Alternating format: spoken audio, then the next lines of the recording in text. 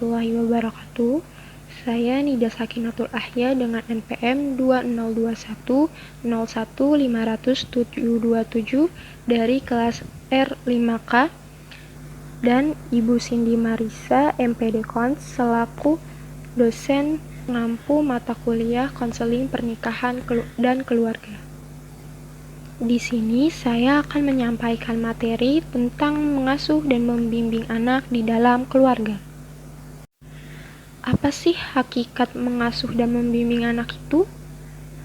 Mengasuh dan membimbing anak ialah mendidik anak agar kepribadian anak dapat berkembang sebaik-baiknya, sehingga menjadi manusia dewasa yang bertanggung jawab. Mengasuh dan membimbing anak melibatkan seluruh aspek kepribadian anak, baik aspek jasmani, intelektual, emosi, dan keterampilan, serta aspek norma dan nilai. Hakikat mengasuh dan membimbing anak meliputi pemberian kasih sayang dan rasa aman, sekaligus disiplin dan contoh yang baik. Oleh karena itu, diperlukan suasana kehidupan keluarga yang stabil dan bahagia. Mengasuh dan membimbing anak membutuhkan pengetahuan, keterampilan, dan kesabaran dari orang tua. Lalu, mengapa anak perlu diasuh dan dibimbing? Lydia Harlina Martono menyampaikan bahwa anak perlu diasuh dan dibimbing karena anak mengalami proses pertumbuhan dan perkembangan.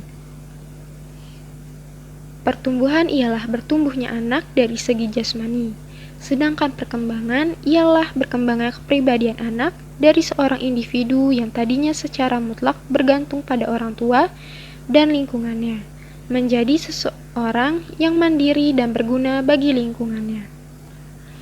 Perkembangan anak merupakan proses yang kompleks. Artinya, perkembangan itu meliputi berbagai aspek kehidupan manusia dan terjadi sebagai hasil interaksi antara faktor bawaan dan faktor lingkungan. Agar perkembangan itu berjalan sebaik-baiknya, anak perlu diasuh dan dibimbing oleh orang dewasa, terutama dalam lingkungan kehidupan berkeluarga. Apa yang perlu diperhatikan dalam mengasuh dan membimbing anak?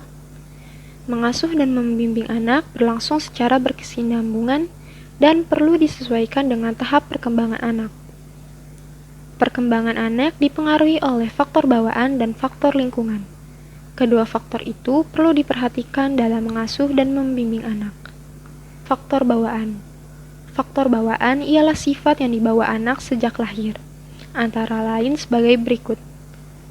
Anak yang penyabar, pemarah, pendiam, banyak bicara, cerdas, tidak cerdas, dan lain-lain. Yang kedua, keadaan fisik juga berbeda-beda. Tidak ada yang sama. Ada yang berkulit hitam, putih, hidung mancung, pesek, badan tinggi, atau rendah. Yang ketiga, faktor bawaan dapat mempercepat, memperlambat, atau melemahkan pengaruh faktor lingkungan. Setiap anak itu unik. Artinya bahwa tidak ada satu anak pun yang persis sama. Dalam mengasuh dan membimbing anak, kita tidak dapat membandingkan perkembangan anak yang satu dengan lainnya, tanpa memperhatikan sifat mereka masing-masing. Faktor lingkungan. Faktor lingkungan adalah pengaruh luar atau lingkungan yang mempengaruhi perkembangan anak. Faktor lingkungan meliputi suasana lingkungan dalam keluarga dan hal lain yang berpengaruh dalam perkembangan anak, seperti sarana dan prasarana yang tersedia, misalnya alat bermain, lapangan bermain, atau TV. Faktor lingkungan dapat merangsang berkembangnya fungsi tertentu dari anak, sehingga mempercepat perkembangan anak. Namun, faktor lingkungan juga dapat memperlambat atau mengganggu kelangsungan perkembangan anak.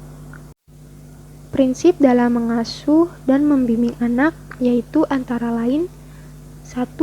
Penuh kasih sayang. Sejak kecil, anak harus dapat merasakan bahwa ia disayangi, disenangi, diperhatikan, diterima, dan dihargai. Kasih sayang itu ditunjukkan secara wajar, sesuai dengan umur anak. Misalnya, dengan mencium, membelai, memuji, menepuk bahunya, mengucapkan kata-kata yang menghiburkan atau meneguhkan. Kasih sayang orang tua harus ajak dan tulus. Artinya tetap ada sepanjang masa, Bahkan saat anak berbuat salah pun, dia tetap merasa bahwa dia disayangi. Lalu, nyata, sehingga anak benar-benar merasakan adanya kasih sayang tersebut. Suasana kasih sayang perlu dikembangkan dalam keluarga, terutama dalam kehidupan orang tua sebagai suami istri. Sebagai contoh, langsung kepada anak. Kasih sayang dan kesetiaan di antara suami istri akan menimbulkan perasaan aman di dalam keluarga, sehingga menjadi tempat berkembangnya anak-anak dengan subur. Hal ini akan mendorong terbentuknya kasih sayang di dalam jiwa dan sanubari anak-anak. Yang kedua, penanaman disiplin yang konstruktif. Terdapat 10 cara dalam melaksanakan disiplin pada anak. Konsisten atau tidak berubah. Ada kesepakatan antara ayah dan ibu sehingga setiap tindakan dalam menanamkan disiplin tidak berubah-ubah. Apabila terjadi perbedaan pendapat antara ayah dan ibu agar dapat diselesaikan berdua tanpa diketahui oleh anak. Jelas. Berikan aturan yang sederhana dan jelas sehingga anak mudah melakukannya. Lalu, memperhatikan harga diri anak. Bila memungkinkan, janganlah menghukum anak di hadapan orang lain. Hal ini akan membuat anak merasa malu, sehingga tetap mempertahankan perilakunya yang salah tersebut. Beralasan dan dapat dimengerti. Alasan tata tertib yang diberlakukan perlu dijelaskan kepada anak, sehingga anak melakukannya penuh dengan kesadaran. Namun, pada posisi tertentu, orang tua perlu memahami posisi anak. Hal ini akan menambah dekatnya hubungan orang tua dan anak. Memberikan hadiah. Hadiah berupa pujian atau barang, diberikan apabila anak berbuat sesuai dengan yang diharapkan. Hukuman. Hukuman terutama dititik beratkan pada perbuatan anak yang salah, bukan pada diri anak sendiri, agar tidak timbul rasa dendam serta anak tidak kehilangan kepercayaan pada dirinya. Bila mungkin, orang tua harus segera berbaik kembali dengan anak tanpa rasa dendam. Dalam menegur anak bila berbuat salah, sebaiknya jangan lupa menyebutkan perbuatan yang baik terlebih dahulu sebelum menyebutkan perbuatannya yang salah. Selanjutnya, luwes. Jangan terlalu kaku dalam menegakkan disiplin, khususnya terhadap remaja. Sesuatu yang baik diterapkan pada seseorang anak belum tentu berlaku untuk anak yang lain. Jadi, sesuaikan dengan situasi anak dan kondisi. Keterlibatan anak. Sebaiknya anak dilibatkan dalam membuat setiap tata tertib. Lalu, bersikap tegas. Apabila dianggap perlu memberikan hukuman, jangan terbawa arus bujuk rayu anak. Bersikap tegas bukan berarti bersikap kasar, baik dalam tindakan fisik maupun perkataan. Yang terakhir, jangan emosional. Dalam menghukum anak, hindari keterlibatan emosi orang tua. Misalnya, jika orang tua dalam keadaan jengkel, dapat menghukum anak tidak sesuai dengan kesalahannya. 3. Meluangkan waktu untuk kebersamaan. Meluangkan waktu bersama anak merupakan hal yang amat penting dalam pendidikan, sehingga terciptalah lingkungan dan suasana yang menunjang perkembangan mereka. Misalnya, meluangkan waktu untuk bermain bersama dengan tujuan untuk mendapatkan kesenangan anak, dan hindarkan sikap mengatur dan mempengaruhi mereka. Berbincang-bincang dengan anak, saling mendengar dan saling menanggapi. Melatih keterampilan sehari-hari seperti memasak atau memperbaiki mainan, yang akan sangat berguna bagi mereka di kemudian hari. Melakukan kegiatan bersama secara teratur, seperti makan, menonton, atau berlibur bersama akan menambah semangat dan perasaan memiliki di dalam keluarga. 4. Membedakan yang salah dan yang benar, yang baik dan yang buruk. Ajarkan kepada anak untuk membedakan yang salah dan yang benar, yang baik dan yang buruk. Hal-hal yang diajarkan ialah nilai-nilai yang berlaku di lingkungan keluarga, masyarakat sekitarnya, dan budaya bangsa. Misalnya adat istiadat, norma, dan nilai yang berlaku. Hal ini diperlukan agar anak mudah menyesuaikan diri dengan masyarakat.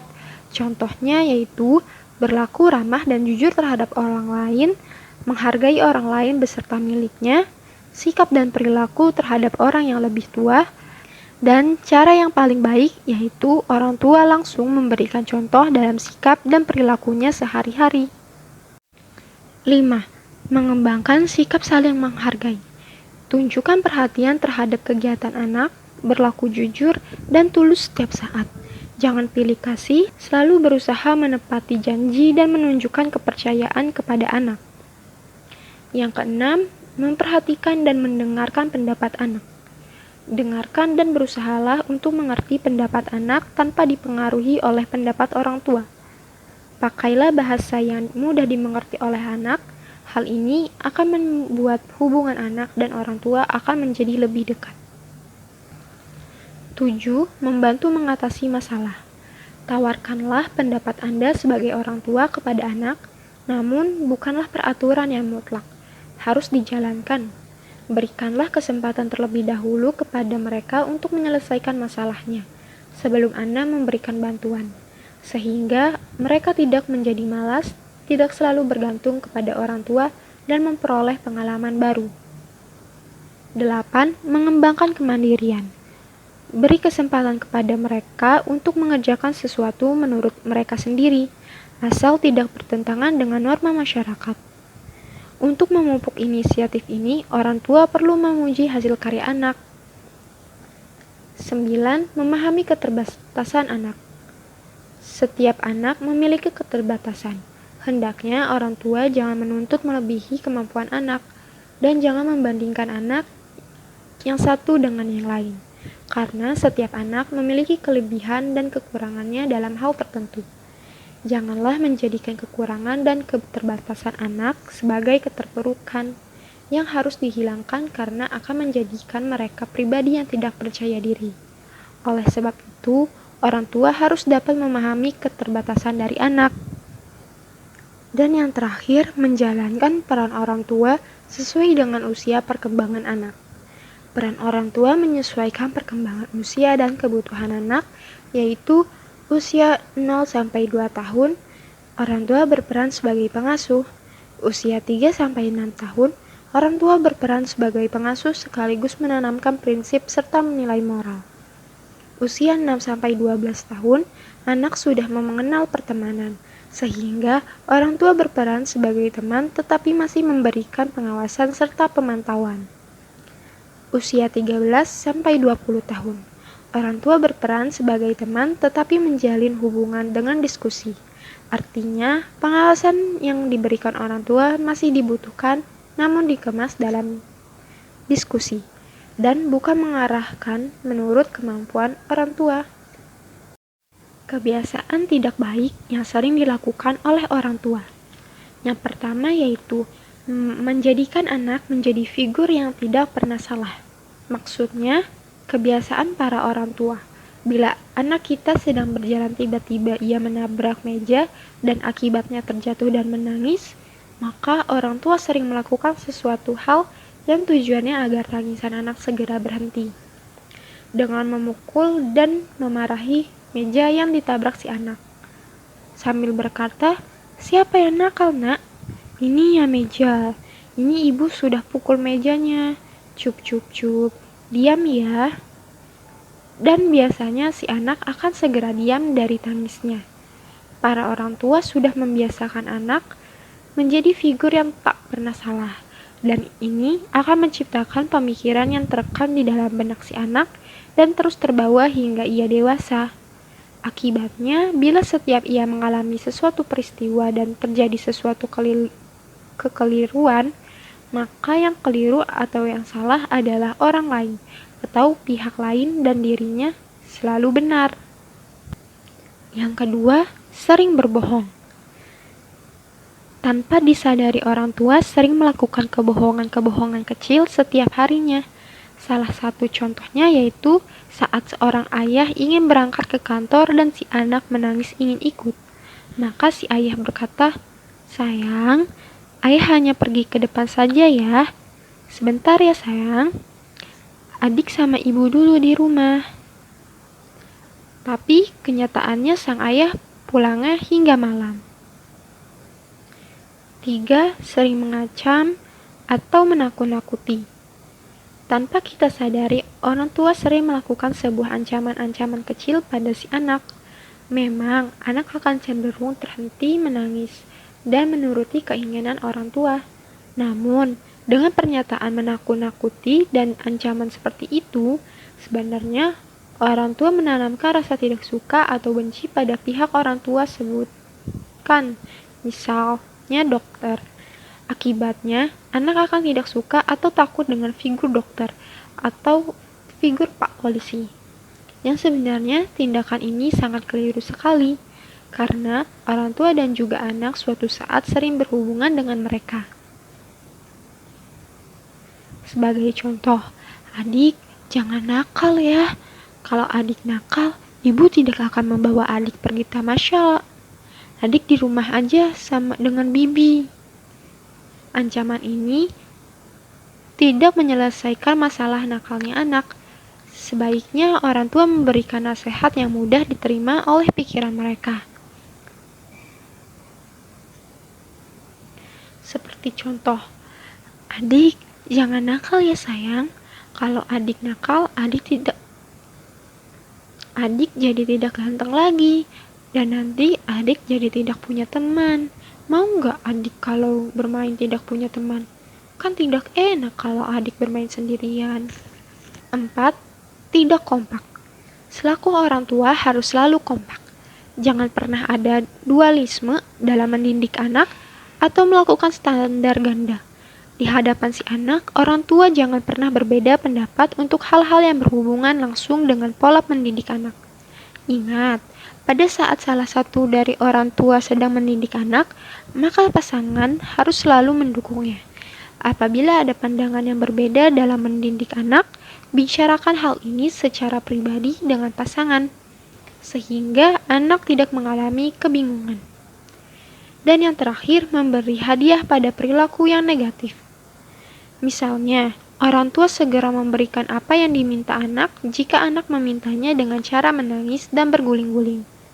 Hal ini bisa dijadikan senjata ampuh bagi anak apabila ia menginginkan sesuatu. Kesimpulan, pengasuhan dan bimbingan yang baik dalam keluarga berperan penting dalam membentuk individu yang sehat, berpendidikan, dan berbudaya. Orang tua memiliki tanggung jawab besar dalam menciptakan lingkungan yang mendukung perkembangan anak secara positif. Baik, sekian penyampaian materi dari saya. Wassalamualaikum warahmatullahi wabarakatuh.